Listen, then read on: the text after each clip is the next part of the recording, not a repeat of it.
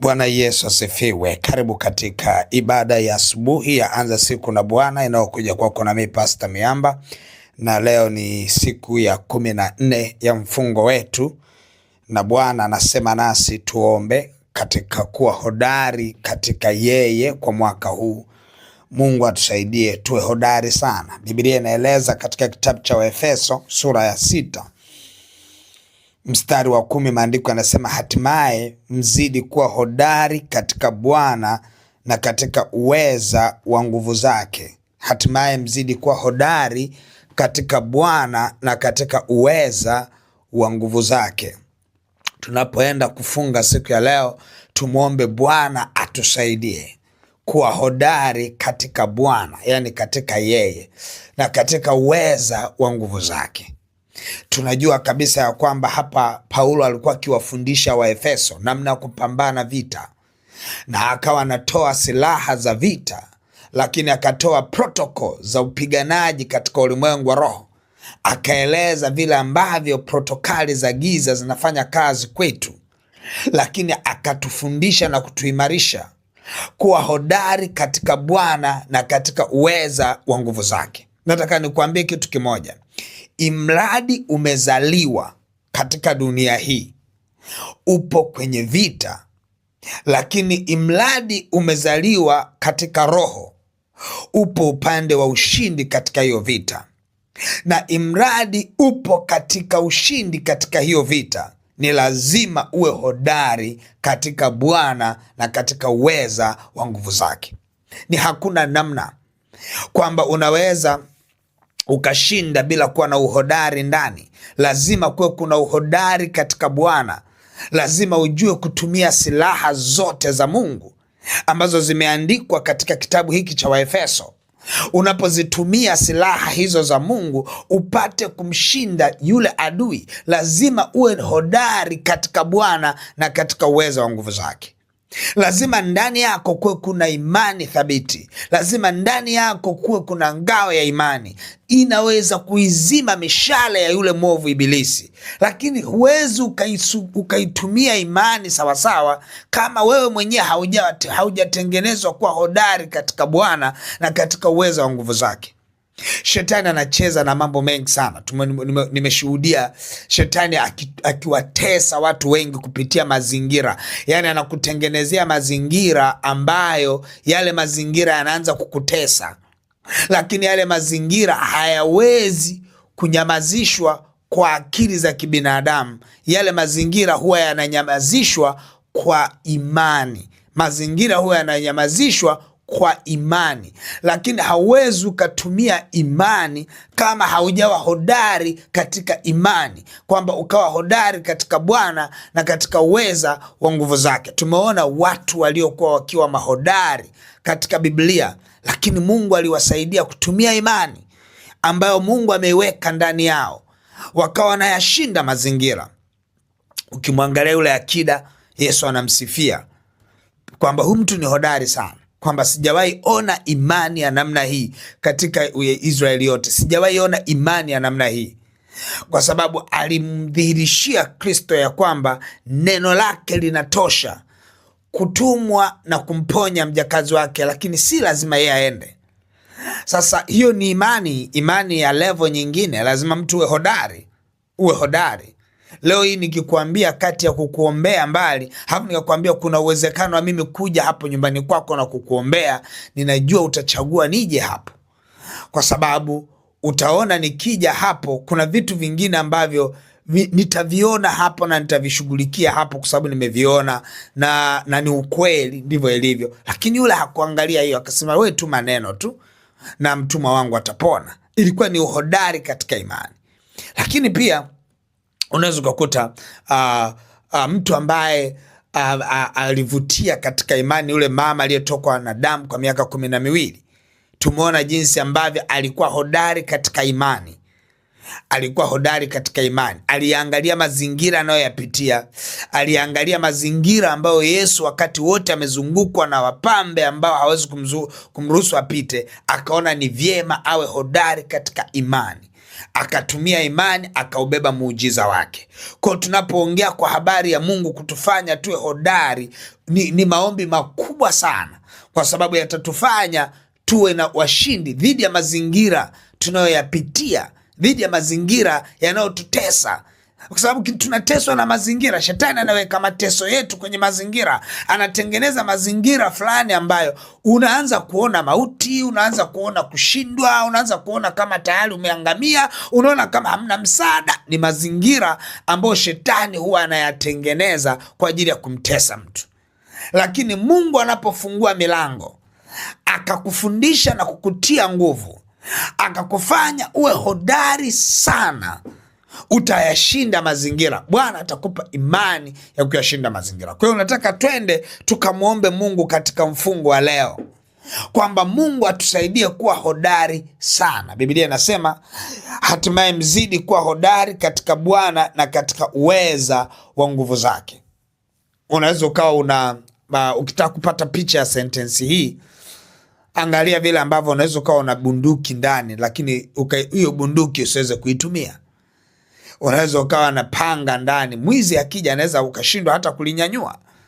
Kwa sababu kuwa na panga ama kuwa na silaha ni jambo la kwanza. Kuweza kuitumia silaha wakati wa shida ni jambo la pili ambalo ni muhimu sana. Ndipo ambapo Mungu anatuambia kwamba tuwe hodari katika Bwana na katika uweza wa nguvu zake, kwamba atusaidie tuweze kutumia silaha Mungu anazoziachilia kwetu, zile silaha zinazoweza kuleta ushindi ndani yetu. Kwa hiyo nataka twende tukamwombe Mungu kwamba katika mfungo wa leo, Bwana atusaidie kuwa hodari katika yeye na katika uwezo wa nguvu zake. Nataka uiambatanishe kwa maombi haya, hata kama hujaweza kufunga, labda kwa sababu mbalimbali.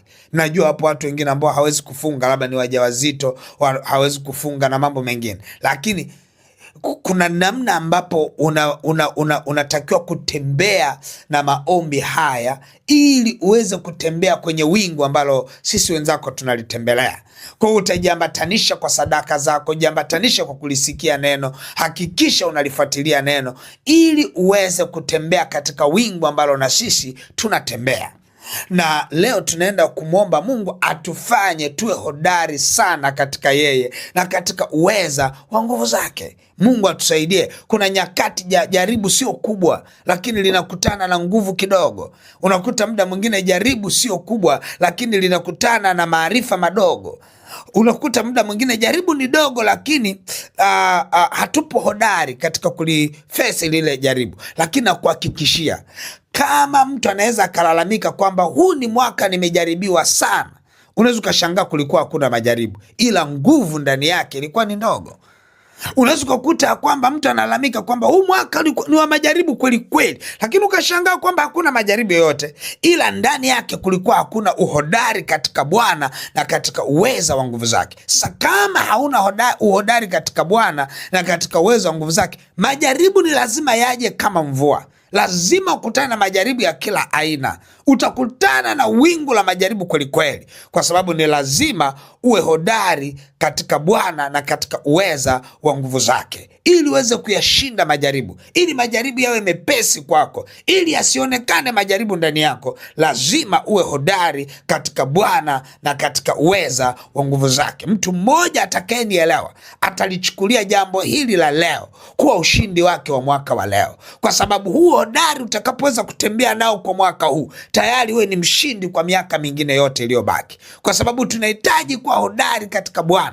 Jambo likiletwa mbele yako, unatakiwa uinue hodari katika Bwana, uwe na misingi mizuri ya kuweza kulikabili lile jambo na hatimaye kushinda. Nataka twende mbele za Bwana, tumuombe Mungu siku ya leo atusaidie kuwa hodari katika nguvu zake, atusaidie kuwa hodari katika maarifa yake, atusaidie kuwa hodari sana, na kuhakikishia hautazingirwa na uchumi mbaya, hautazingirwa na magonjwa, hautazingirwa na hofu, kwa sababu ndani yako utakuwa hodari katika Bwana na katika uweza wa nguvu zake. Nataka tuende mbele za Bwana.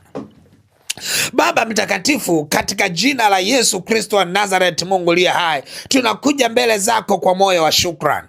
Tunakushukuru sana, ikiwa ni siku ya 14 ya mfungo wetu wa siku 40.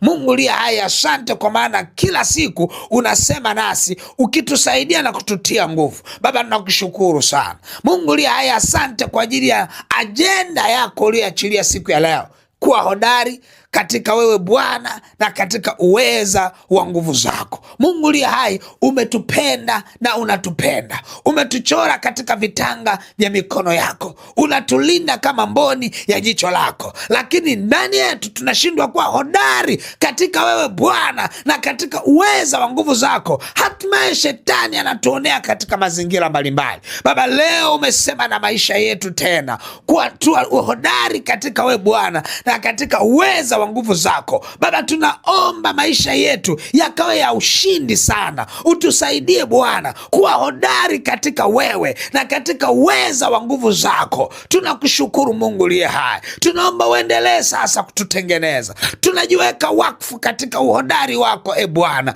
Utusaidie kutufanya kuwa wenye nguvu za rohoni. Utusaidie kutufanya kuwa washindi wa rohoni. Utusaidie sana Mungu liye hai. Tupo tayari kuwa hodari ndani yetu. Utusaidie na kutupigania. Utushindie katika jina la Yesu. Baba, asante kwa neema na rehema. Asante kwa mafuta unayoyaachilia ndani yetu. Utusaidie Bwana katika mfungo wa siku ya leo. Tupe kukuona wewe. Utupiganie, utushindie, tuwe hodari katika wewe Bwana na katika uweza wa nguvu zako. Utusaidie Jehova, katika jina la Yesu Kristo wa Nazareth, Mungu aliye hai. Baba, nakushukuru kwa wema na uaminifu wako. Pokea sifa, heshima na utukufu Jehova. Asante kwa maana unatusaidia na kututia nguvu siku ya leo.